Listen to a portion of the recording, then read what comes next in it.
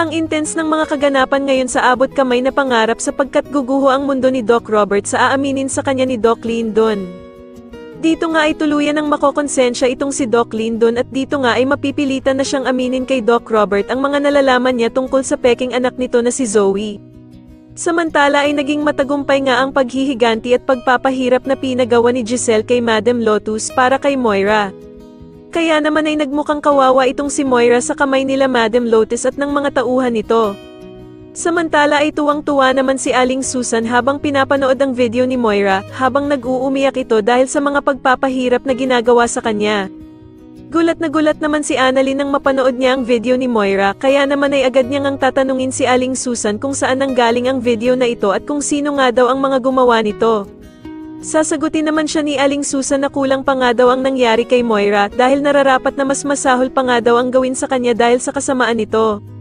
Sa kabilang banda naman ay maiisipan namang ikandado nila Madam Lotus at ng mga tauhan niya si Moira sa loob ng banyo kasama ang napakabahong amoy. Dito nga ay biglang magpapakita si Don Pepe kay Moira, subalit imbis na matakot ay lakas loob niya nga itong hahamunin at tatanungin siya kung patay na ba daw ito at nagpaparamdam na sa kanya.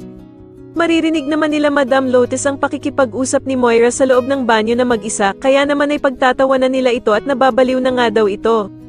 Samantala ay bigla namang susulpot si Zoe, kaya naman ay galit na galit ito nang makita niya ang video ng pagpapahirap sa ina niyang si Moira.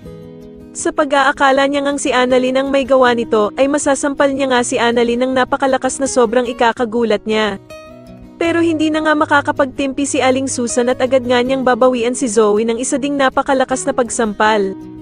Sa sobrang bigla naman ni Zoe, ay matutulala na nga lang ito at agad naman silang aawatin ni Annalyn. Sa tingin niyo tama nga lang ba ang mga paghihirap na dinanas ni Moira sa kamay ni Madam Lotus at Giselle? Mas lalo na nga talagang nagiging exciting ang mga susunod na kaganapan, kaya naman ay mas lalo pa nating abangan ang mas lalong gumigandang abot kamay na pangarap. Maraming salamat po sa inyong panonood at sana po ay ma-subscribe niyo ako. Maraming salamat po.